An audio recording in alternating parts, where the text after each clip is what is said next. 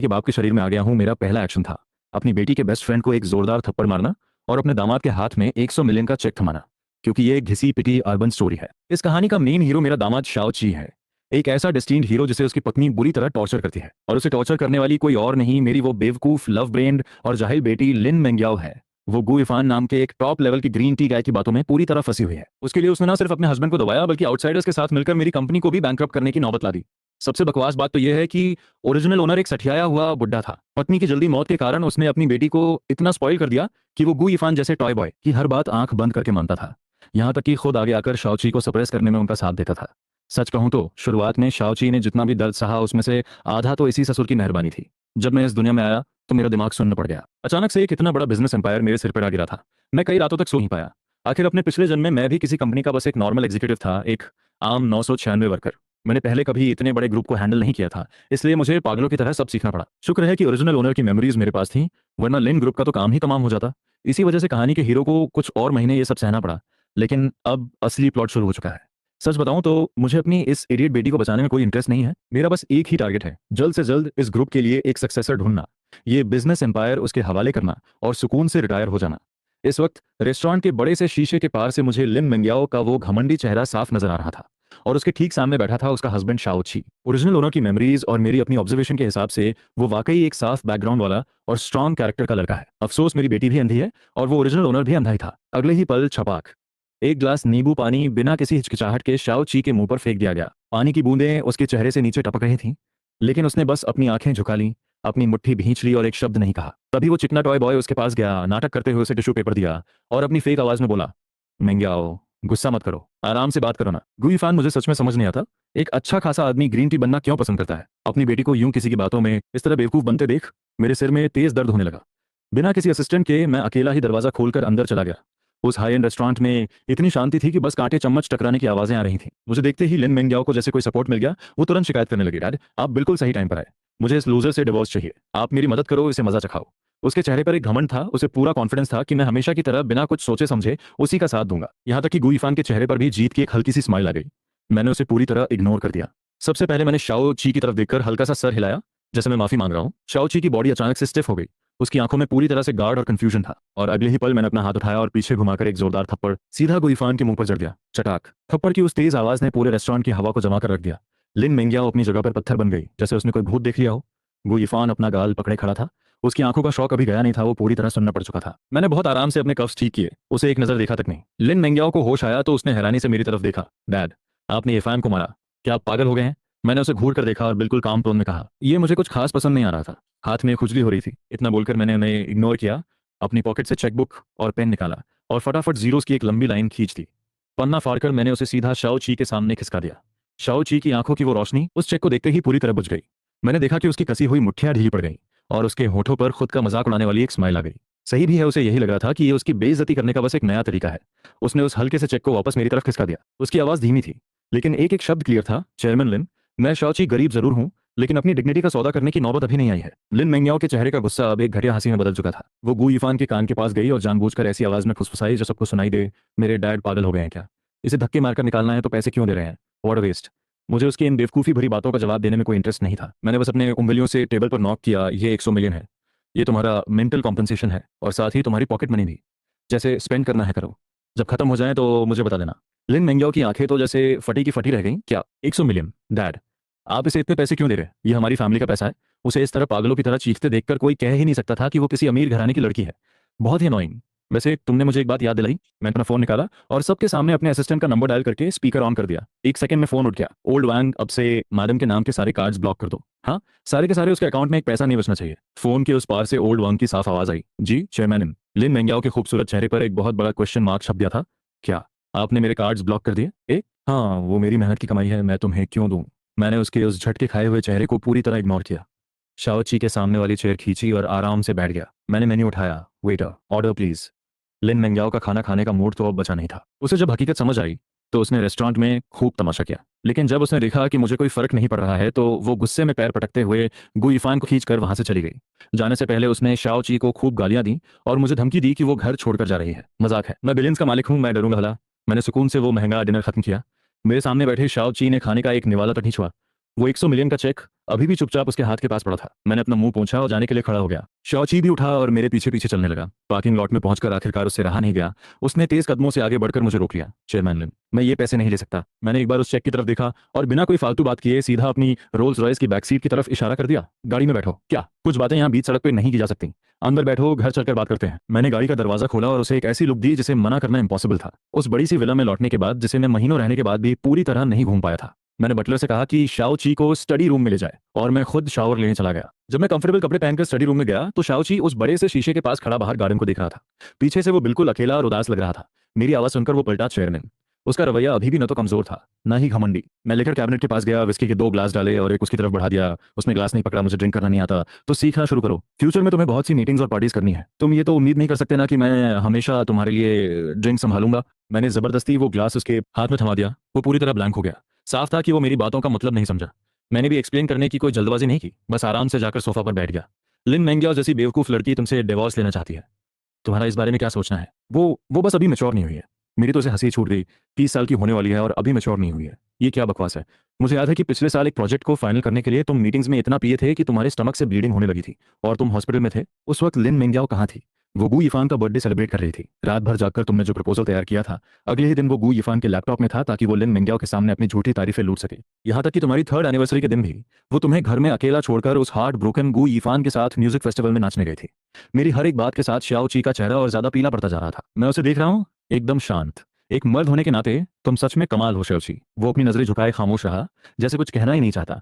उसे इस हाल में देखकर मैंने बस अपना सिर हिलाया और उसे छेड़ने के लिए जानबूझकर कहा, या फिर जैसा कि लोग कहते हैं, तुम्हें मेरे लिन परिवार की दौलत का लालच है। ये सुनते ही शाओ ची के चेहरे पर पहली बार कोई भाव आया। नहीं, ऐसा नहीं है। अरे मैं तो बस मजाक कर रहा था। तुम्हारा कैरेक्टर कैसा है ये मैं अच्छी तरह जानता हूँ। और मेरी बेटी क्या चीज़ है ये भी मुझे बखूबी पता है। मैंने हाथ से इशारा किया और खड़े होकर उसके पास गया, फिर उसके कंधे पर हाथ रखा। सच कहूँ तो इन सालों में तुम्हारे साथ बहुत नाइंसाफी हुई है, लेकिन क्या तुम्हें सच में लगता है कि उसका दिल बदल जाएगा और वो तुमसे प्यार करने लगेगी? बेवकूफ़ मत बनो, कुत्ता कभी दुम हिलाना नहीं छोड़ता। वो ऐसी नहीं है। पापा, आप उसके बारे में ऐसा मत कहिए। कैसी नहीं है? क्या वैसी नहीं है जो तुम्हारी मेहनत की कमाई से दूसरे मर्दों के लिए लिमिटेड एडिशन घड़ी खरीदती है? या फिर वैसी नहीं है जो तुम्हारे बीमार होने पर तुम्हें मनहूस कहकर अपने यार के साथ डेट पर चली जाती है? मैंने उसे बीच में ही टोक दिया। मेरी बातों ने उसे निशब्द कर दिया था। मैंने वाइन कैबिनेट के नीचे बने सेफ से पहले से तैयार डिवोर्स एग्रीमेंट निकाला और उसकी तरफ बढ़ा दिया। इसे देख लो। शाओची ने एग्रीमेंट उठाया। वो पन्ने पलटता रहा। जैसे जैसे वो पढ़ रहा था उसके माथे की शिकन बढ़ती जा रही थी। आखिर में उसने अपने होंठ भींचे और खामोशी से एग्रीमेंट मेज पर वापस रख दिया। उसकी आंखों में फिर वही पुरानी बेरुखी और शक लौटाया था। जाहिर है उसे लग रहा था कि मैं फिर से उसी पुराने बूढ़े बेवकूफ की तरह अपनी बेटी के साथ मिलकर उसे डिवोर्स के लिए मजबूर कर रहा हूँ। तभी अचानक स्टडी रूम का दरवाजा जोर से खुला। लिन मेंगियाओ वापस आ गई थी। पापा, मेरे सारे कार्ड्स ब्लॉक क्यों कर दिए? आज काउंटर पर पेमेंट करते वक्त मेरा मजाक बन गया। मैंने मन ही मन अपनी आंखें घुमाई। उसके पीछे वो साये की तरह चिपका रहने वाला गू यिफान भी था। शाओ ची को वहां देखते ही लिन मेंगियाओ का पारा चढ़ गया। अच्छा, तो ये तुम हो शाओ ची? जरूर तुमने ही पापा के कान भरे होंगे, है ना? उसने आगे बढ़कर उसकी नाक के सामने उंगली दिखाई। अपनी शक्ल देखी है? तुम्हारी क्या औकात है? जो कपड़े तुमने पहने हैं, जो घड़ी लगाई है, क्या वो सब हमारे लिन परिवार का नहीं है? देखो यिफान को, उसने आज जो कुछ भी हासिल किया है अपनी मेहनत से किया है। तुम उसके सामने कहीं नहीं टिकते। तुम बस औरतों के टुकड़ों पर पलने वाले एक यूजलेस इंसान हो। शाओ ची का चेहरा गुस्से से तमतमा उठा। उसकी जॉलाइन तन गई थी। पीछे से आए गुइफन ने जब मेज पर डिवोर्स एग्रीमेंट देखा तो उसने आग में घी डालने का काम किया। वो झूठी हमदर्दी जताते हुए बोला, मिंग्याओ, ऐसा मत कहो। शायद शाओ ची भाई लिन परिवार की ऐश और आराम छोड़ना नहीं चाहते। देखो ना, देखा, मैंने कहा था ना, ये डिवोर्स ना देने का नाटक कर रहा है। पक्का पापा ने इसे कुछ लालच दिया होगा तभी ये मान रहा है। आखिर डिवोर्स के बाद इसकी औकात ही क्या रह जाएगी? मैं ये सारा तमाशा बड़े मजे से देख रहा था और मेरी नजरें शाओ ची पर टिकी। सच तो यह है कि लिन मेंगियाओ गलत नहीं थी। कहानी की शुरुआत में पाठकों की नजरों में शाओ ची वाकई बेचारा और दब्बू था। उसकी बीवी खुलेआम दूसरे मर्द के साथ घूमती थी और वो सब कुछ चुपचाप सहता रहता था। इसे देखकर किसी को भी चिढ़ हो जाए। पर जैसे ही उसने वो आखिरी बात सुनी, खामोश खड़े शाओ ची ने अपनी नजरें ऊपर उठाई। तुमने सही कहा, उसने धीमी पर साफ आवाज में कहा। डिवोर्स के बाद मेरी वाकई कोई औकात नहीं रह जाएगी। तलाक के बाद मैं सच में कुछ नहीं रहूंगा। वो थोड़ा रुका और गू यिफान को ऊपर से नीचे तक देखा, फिर उसके चेहरे पर एक तंज भरी मुस्कान आई। लेकिन कम से कम मैं एक नॉर्मल इंसान तो रहूंगा, किसी शादीशुदा औरत को फुसलाने वाला घटिया आदमी तो नहीं बनूंगा। गू यिफान के चेहरे की झूठी मुस्कान गायब हो गई। लिन मेंगियाओ तुरंत भड़क उठी और गू यिफान के आगे ढाल बनकर खड़ी हो गई। शाओ ची, ये तुम क्या बकवास कर रहे हो? यिफान बस मेरा दुख बांट रहा था कि मैं तुम जैसे बेकार इंसान के साथ फंसी हूं। तुम्हारी सोच इतनी गंदी कैसे हो सकती है? जैसे ही उसने मुंह खोला, शाओ ची फिर से खामोश हो गया और किसी लकड़ी के लट्ठे की तरह चुपचाप खड़ा रहा। मैंने ठंडी आ भरी। इस हीरो की फाइटिंग स्पिरिट तो बहुत कम है। जब उनका नाटक खत्म हुआ तब मैं धीरे से बोला, हो गया तुम्हारा? बोल लिया सब। मैं गू यिफान की तरफ इशारा किया। एक गिरे हुए इंसान जो दूसरों की बीवियों को फुसलाता है और हर वक्त उनके तलाक की ताक में रहता है। सबको पता है कि तुम्हारे इरादे क्या है। फिर मैंने अपनी बेटी की तरफ उंगली उठाई। और तुम एक धोखेबाज और बेवकूफ औरत जो अपने पति को धोखा दे रही है और बेशर्मी से अपने यार को घर ले आई है। तुमने लिन परिवार की नाक कटवा दी है और तुम कहती हो मेरी सोच गंदी है। तुम दोनों अभी मेरे नाम वाले अपार्टमेंट में साथ रह रहे हो और एक ही बिस्तर पर सोते हो। तुम्हें क्या लगा मुझे कुछ पता नहीं है? हद है। मेरी डांट सुनकर लिन मेंग्याओ सन्न रह गई। आज तक उसे किसी ने ऐसे कड़वे शब्द नहीं कहे थे। पापा, आप मेरे बारे में ऐसा कैसे कह सकते हैं?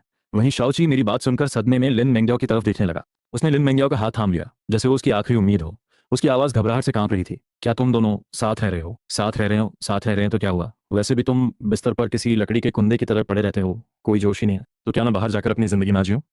पर तुमने तो कहा था कि तुम सिर्फ दोस्त हो। शाओची का चेहरा सफेद पड़ने लगा। ये जो भी कहेगी तुम मान लोगे? अगर ये कहे कि ये कचरा खाती है, तो क्या तुम वो भी मान लोगे? ये कहते ही मुझे लगा कि मैंने कुछ ज्यादा ही बोल दिया है, तो मैं खामोश हो गया। शाओची ने एक गहरी सांस ली।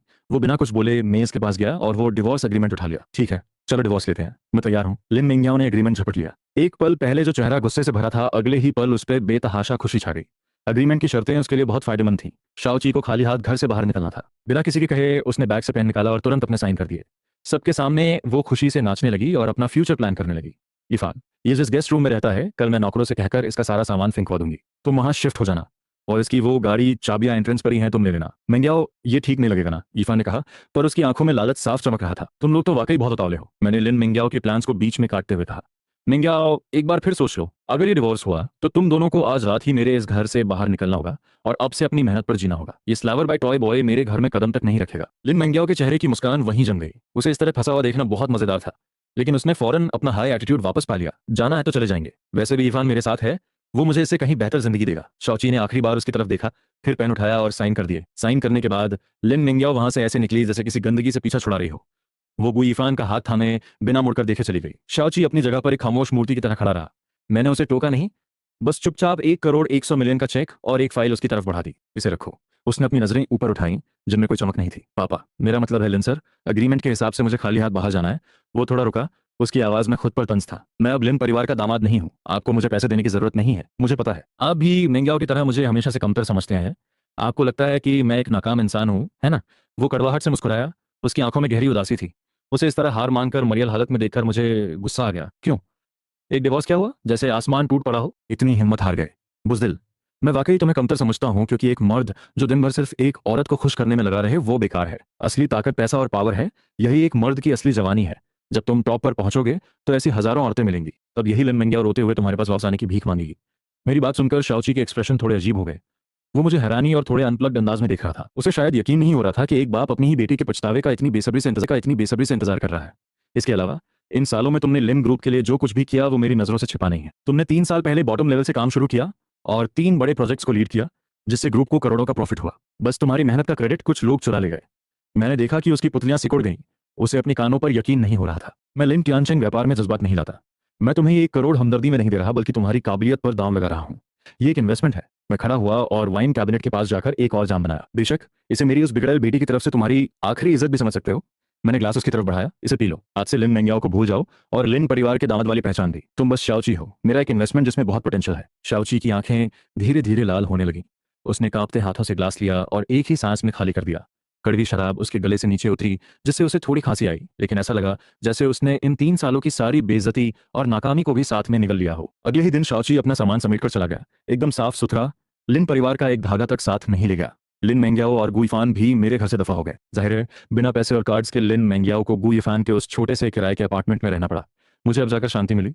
मैं रोज बिजनेस न्यूज़ देखता, फिशिंग करता और अपने रिटायरमेंट प्लान के शुरू होने का इंतजार करता। करीब 1 महीने बाद मेरे असिस्टेंट वॉन ने काम की रिपोर्ट देते वक्त जिक्र किया, सर, गुइफान आजकल काफी एक्टिव है। उसने एक टेक कंपनी रजिस्टर की है जो आर्टिफिशियल इंटेलिजेंस एआई पर काम कर रही है। मैंने अपनी भौहें उठाई। उसके पास पैसा कहाँ से आया?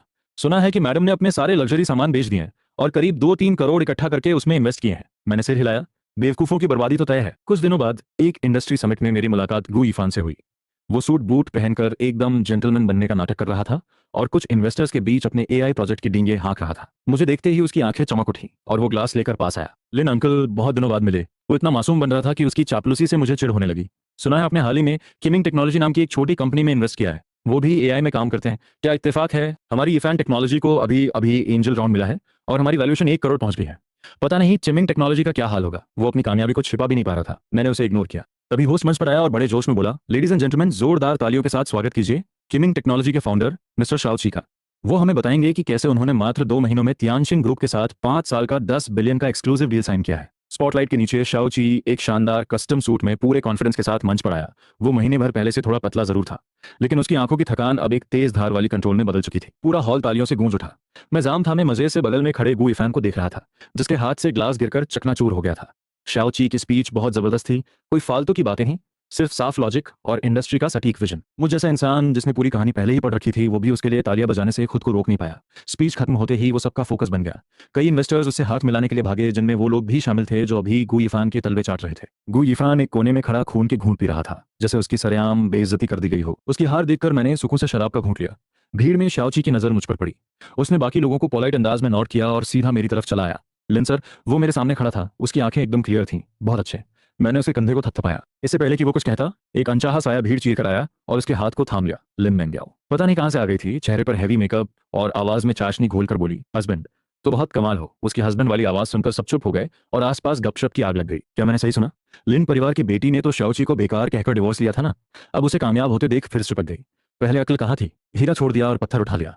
लोगों की बातें सुनकर शाओची ने फौरन अपने माथे पर बल डाला और बिना किसी शोर के अपना हाथ छुड़ा लिया। उसकी आवाज बर्फीली थी। मिस लिन, अपनी मर्यादा में रहिए। लिन मेंग्याओ के चेहरे पर एक पल के लिए सन्नाटा छा गया, लेकिन उसने फौरन उसे कवर किया और मुझ पर लार जताते हुए शिकायत करने लगी, पापा देखिए ना इसे, हमारे बीच बस छोटी सी अनबन थी, आप इसे समझाते क्यों नहीं? मैंने उसे एक ठंडी नजर से देखा। अनबन? ऐसी अनबन जो तुम्हें दूसरे मर्द के बिस्तर तक ले जाए। मेरी बात खत्म होते ही गु यिफान दो जाम लेकर बीच में कूद पड़ा, जैसे सब कुछ सुलझाने की कोशिश कर रहा हो। उसने एक ग्लास शाओ ची की तरफ बढ़ाया और कहा, शाओ ची भाई बधाई हो। वैसे देखा जाए तो आपकी ट्रिमिंग टेक ने कहीं ना कहीं हमारे यिफान टेक के आइडियाज को ही बोरो किया है ना। तुम्हारी कामयाबी में हम दोस्तों की भी खुशी है। क्या बात है। एक तरफ मासूमियत का नाटक और दूसरी तरफ सीधा सीधा प्लेजरिज्म का इल्जाम, दोनों की जोड़ी एकदम परफेक्ट थी। मैं कुछ बोलने ही वाला था कि शाओची ने मुझे रोक दिया। उसने गु यिफान को बड़े आराम से देखा और कहा, ओह इत्तेफाक देखिए, अभी मैं तियानशिन ग्रुप के सीईओ ली से मिल रहा था। वो बता रहे थे कि पिछले हफ्ते यिफान टेक नाम की कोई कंपनी उनके पास प्रपोजल लेकर आई थी। वो थोड़ा रुका, जबकि गु यिफान का चेहरा पीला पड़ने लगा। सीईओ ली ने कहा कि वो प्रपोजल किसी स्कूल के बच्चे के समर होमवर्क जैसा था, एकदम बकवास। उन्होंने तो मुझसे ये तक पूछ लिया कि कौन सी बेवकूफ कंपनी हमारी चिमिंग टेक की नकल करने की हिम्मत कर रही है। मिस्टर गु, शाओची ने अपना ग्लास ऊपर उठाया। उसके होठों पर एक सर्द मुस्कान थी। बताइए, क्या ये वाकई महज एक इत्तेफाक है? गु यिफान का चेहरा एकदम राख जैसा हो गया और लिन मेंग्याओ भी घबरा गई।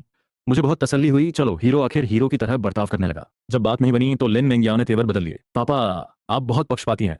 उसे 1 करोड़ दिए, अब उसकी हेल्प भी कर रहे हैं। अपनी सगी बेटी के लिए तो कभी ऐसा नहीं किया। गु यिफान ने भी सुर में सुर मिलाया। हाँ लिन अंकल, मेंग्याओ आपकी अपनी बेटी है। आपका ये बर्ताव उसका दिल दुखा रहा है। मैं इन दोनों की नौटंकी देख रहा था और मेरा मन हो रहा था कि इन्हें जोर का थप्पड़ लगाऊं। ये सब सिर्फ इसलिए हो रहा था क्योंकि इनके पास पैसे खत्म हो गए थे। उस अमीरजादी को बिना मेरे कार्ड के अपने यार को पालना भारी पड़ रहा था। मैंने पहले ही कहा था, डिवोर्स के बाद तुम दोनों अपने दम पर हो। मैंने शाओ ची की तरफ इशारा किया। ये आज जहां है अपनी काबिलियत से है, और तुम? मैंने उसे ऊपर से नीचे तक देखा और गु यिफान पर तंज कसा। तुम एक ऐसे मर्द के भरोसे बैठी हो जो खुद किसी काम का नहीं है। गु यिफान का चेहरा गुस्से से लाल हो गया। लिन मेंग्याओ के पास कोई जवाब नहीं था। वो एक तरफ शाओ ची को देख रही थी जो अब सबका चहेता था, और दूसरी तरफ इस नाकाम गु यिफान को। आखिर में वो बस इतना ही बोल पाई, यिफान से बस एक बार गलती हुई है, वो शाओ ची से कहीं ज्यादा टैलेंटेड है। ये कहकर वो गु यिफान को खींचकर भीड़ से बाहर निकल गई। उनकी पीठ देखकर साफ लग रहा था कि वो दुम दबाकर भाग रहे हैं। उस समिट के बाद किमिंग टेक आसमान छूने लगी, जबकि यिफान टेक पर प्लेजरिज्म के इल्जाम लगे और उनकी टेक में कोई दम ना होने की वजह से वो इंडस्ट्री का मजाक बन गए। उनका फंड भी खत्म होने लगा था, तो गु यिफान अब ओछी हरकतों पर उतर आया। उसने किमिंग टेक के एम्प्लॉइज को तोड़ने की कोशिश की। जब मुझे ये पता चला, मैंने सीधा शाओ ची के अकाउंट में 50 करोड़ 500 मिलियन ट्रांसफर कर दिए। ये किस लिए? शाओ ची ने फोन पर हैरानी से पूछा। अपने एम्प्लॉइज को बोनस देने के लिए, मैंने संक्षेप में कहा। अगले दिन किमिंग टेक ने 10 बिलियन टैलेंट इंसेंटिव प्लान का ऐलान कर दिया। कोर एम्प्लॉइज की सैलरी 3 गुना कर दी गई, साथ में गाड़ी, घर और स्टॉक ऑप्शंस भी दिए गए। ये खबर सुनते ही गु यिफान की कंपनी का बचा कुचा इकलौता काम का इंजीनियर भी रातों रात अपना लैपटॉप उठाकर शाओ ची के पास चला आया। गु यिफान को खून के आंसू रोने पड़े।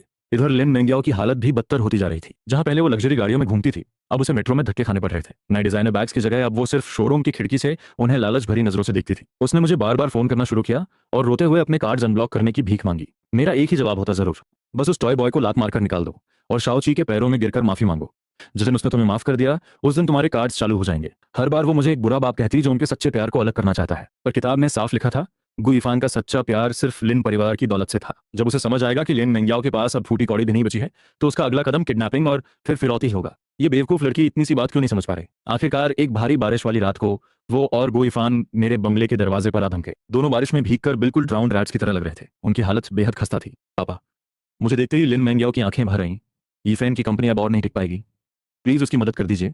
गु यिफेन भी बगल में खड़ा होकर अपनी बेबसी का नाटक करने लगा। लिन अंकल, मेरा जो भी हो मुझे फर्क नहीं पड़ता, पर मैं मेंग्याओ को तकलीफ में नहीं देख सकता। बस एक बार और पैसों की मदद कर दीजिए। मैं वादा करता हूं कि कंपनी को खड़ा कर दूंगा और शाओ की से भी आगे निकल जाऊंगा।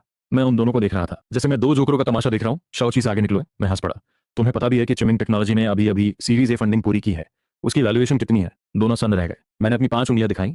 5 अरब 5 बिलियन। लिन मिंग्याओ और गु इफान के चेहरे का रंग उड़ गया। 5 बिलियन का आंकड़ा उनके लिए एक पहाड़ जैसा था जिसने उनकी सांसें रोक दी। लिन मिंग्याओ ने मेरी तरफ देखा। उसकी आंखों में पहली बार खौफ और पछतावे के भाव नजर आए। जब ये चाल नाकाम हुई तो गु इफान ने एक और घड़िया पैंतरा चला।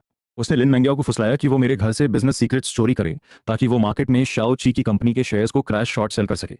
मैं सीसीटीवी में अपनी उस बेवकूफ बेटी को चोरों की तरह मेरे स्टडी रूम में अलमारियां छानते हुए देख रहा था। आखिर में वो एक फाइल लेकर खुशी खुशी निकल गई जिसे मैंने जानबूझकर वहीं छोड़ दिया था। मेरा सिर दर्द से फटने लगा। मैंने वो सीसीटीवी फुटेज सीधा शाओची को भेज दी। लोहे को लोहे से काटना समझ गए? समझ गया लेंसर। और फिर एक मामूली से सोमवार को गु यीफेन ने कुछ लालची इन्वेस्टर्स के साथ मिलकर उस इनसाइडर इन्फॉर्मेशन के दम पर चीमिंग टेक्नोलॉजी के खिलाफ अपनी पूरी ताकत झोंक दी। लेकिन 1 घंटे के अंदर ही शाओची और मेरे जॉइंट ऑपरेशन ने उन सभी शॉर्ट सेलर्स की धज्जियां उड़ा दी। उनकी हालत ऐसी हो गई कि उनके पास तन ढकने के कपड़े तक नहीं बचे। गुईफैन ने जो पैसा उधार लिया था और लिन मेंग्याओ के गहने बेचकर जो जुटाया था वो सब मिट्टी में मिल गया। उस पर कर्ज का भारी बोझ लग गया। गुईफान के बर्बाद होने की खबर मुझे बिजनेस न्यूज से मिली। हेडलाइन बड़ी तीखी थी। एक टैलेंट का पतन नहीं, एक जोकर की बर्बादी। उसे सड़क पर आने में सिर्फ 1 महीना लगा। मैंने बड़े मजे से उस खबर को पढ़ा। उस विस्तार से बताया गया था कि कैसे गुईफान ने शाओ ची की नकल करने की कोशिश की, कैसे उसे सरेआम बेइज्जती झेलनी पड़ी और कैसे अपनी ओछी चालों की वजह से वो खुद ही तबाह हो गया। कमेंट सेक्शन तो और भी जबरदस्त था भाई। ये बंदा बिजनेस का असली उस्ताद है, ये जानता है कि पैसा कैसे डुबाया जाता है। ऊपर वाले भाई इसे बुरा मत कहो, कम से कम उसने लिन परिवार की बेटी के सारे हर्मीज बैग्स तो बिकवा दिए। लच्छेदार बातें करने में तो ये उस्ताद है ही। लिन टियानचेंग बहुत बेरहम निकले। आखिर अपनी सगी बेटी है, उसके लिए कोई रास्ता ही नहीं छोड़ा। लिन मेंग्याओ के लिए 1 सेकंड का मौन। छोड़ो यार, हीरे को छोड़कर वो कचरा उठाने चली थी। अब ना बैग बचे ना पैसे। ऊपर वाले कमेंट को क्या पता, ये तो एक लेसन है। लिन मेंग्याओ जैसी लव ब्लाइंड लड़की को जब तक ठोकर नहीं लगेगी वो लिन ग्रुप को कैसे संभालेगी? संभालने की बात छोड़ो, उसके पास जितना दिमाग है 3 साल में पुराने भेड़िए उसे कच्चा चबा जाएंगे। मुझे लगता है लिन टियानचेंग ने उसे त्याग दिया है। इनसाइडर खबर है कि लिन सर का विदेश में कोई इलिजिटिमेट बेटा है। ये सब उसी के लिए रास्ता साफ हो रहा है। तुम सबकी सोच छोटी है, मुझे तो लगता है ये बेटी को सुधारने और शाओ ची को तराशने का खेल है। देखो आज शाओ ची कितना शक्तिशाली हो गया है। इसे कहते हैं असली मास्टरमाइंड की चाल। मैंने मजे से पढ़ते हुए आखिरी कमेंट पर लाइक ठोक दिया। कम से कम कोई तो समझदार निकला। तभी असिस्टेंट वांग ने एक फाइल पेश की। लिन सर, ये रही वो डिटेल्स जो आपने मिस्टर शाओ ची के बारे में मांगी थी। मैंने सिर हिलाया और फाइल ले ली। फाइल ज्यादा मोटी नहीं थी, बस कुछ पन्नों में एक इंसान की 20 साल की जिंदगी सिमटी हुई थी। एक अनाथ लड़का जो ऑर्फनेज में पला बढ़ा, जिसने अपनी मेहनत और स्कॉलरशिप्स के दम पर टॉप यूनिवर्सिटी में जगह बनाई। ग्रेजुएशन के बाद वो लिन ग्रुप में आया, एकदम जमीनी स्तर से काम शुरू किया। वो काबिल तो बहुत था, पर अपनी ईमानदारी और सीधा होने की वजह से हमेशा राजनीति का शिकार हुआ। फिर मेरी उस अंधी बेटी के पिता मेरे पुराने किरदार की नजरों में आया। उसे लगा उसकी किस्मत बदल गई, पर वो एक आग से निकलकर दूसरे नर्क में जा गिरा था। फाइल के आखिर में कुछ तस्वीरें थीं। एक अनाथालय की पुरानी फोटो जिसमें वो छोटे और पुराने कपड़ों में था, दुबला पतला, और उसकी आंखों में एक अजीब सी चमक और जिद थी। एक और फोटो उसकी ग्रेजुएशन की थी जहां वो अकेला खड़ा अपनी डिग्री लिए मासूमियत से मुस्कुरा रहा था। मैं उन तस्वीरों को देखकर अपनी ठुड्डी सहलाने लगा। जड़ें मजबूत हैं, मेहनती है और दिखने में भी ठीक ठाक है। सबसे जरूरी बात, दिमाग तेज है। मेरी उस बेवकूफ बेटी की तरह नहीं है। ये एक शानदार सक्सेसर बनने के काबिल है। फिर एक और तूफानी रात आई। बिजली कड़क रही थी और तेज बारिश हो रही थी। मैं सोने ही जा रहा था कि वांग भागता हुआ अंदर आया। लिन सर, मिस्टर शॉ टुडे आज पूरे दिन कंपनी नहीं आए। मैंने अपनी भौहें सिकोड़ी। क्यों, क्या हुआ? आज उनका जन्मदिन है। वो हर साल अपने जन्मदिन पर खुद को एक कमरे में बंद कर लेते हैं। वांग थोड़ा रुका और फिर बोला, उन्हें अपने माता पिता के बारे में कुछ नहीं पता। उन्हें बस इतना पता है कि इसी दिन किसी ने उन्हें अनाथालय के दरवाजे पर छोड़ दिया था। मैंने फाइल रखी और उठ खड़ा हुआ। गाड़ी निकालो। मैंने फिंगरप्रिंट से उसका दरवाजा खोला और अंदर गया। पूरे हॉल में अंधेरा था, बस खिड़की से आती बिजली की चमक में सोफे पर सिमटा हुआ एक साया दिख रहा था। वो अपने घुटनों को पकड़े बैठा था। उसके चारों तरफ बेबसी और उदासी फैली हुई थी। जमीन पर शराब की बोतलें बिखरी थीं। मैं पास गया, लाइट नहीं जलाई, बस कैबिनेट से एक विस्की की बोतल निकाली और उसके बगल में बैठकर खुद ही पीने लगा। उसे मेरा अंदाज भी नहीं हुआ, वो वैसे ही बुत बना बैठा रहा। काफी देर तक मैं बस खामोशी से उसके साथ बैठा रहा। फिर उसने बहुत ही धीमी और भारी आवाज में, जैसे खुद से ही पूछ रहा हो, आपको क्या लगता है उन्होंने मुझे क्यों छोड़ दिया होगा? क्या मुझ में कोई कमी थी? अब तो मैं बड़ा हो गया हूँ, पैसा भी कमाता हूँ, फिर भी वो मुझे ढूंढने क्यों नहीं आए? मुझे उसके लिए दुख हुआ। बचपन में प्यार की कमी इंसान को अंदर से तोड़ देती है, जिससे वो खुद को बेकार समझने लगता है। इसी वजह से वो उस जैसी घटिया लड़की के जाल में फंसा और अपनी इज्जत खोता रहा। मैंने तुम बहुत अच्छे हो या उनकी गलती थी जैसी फालतू बातें नहीं की।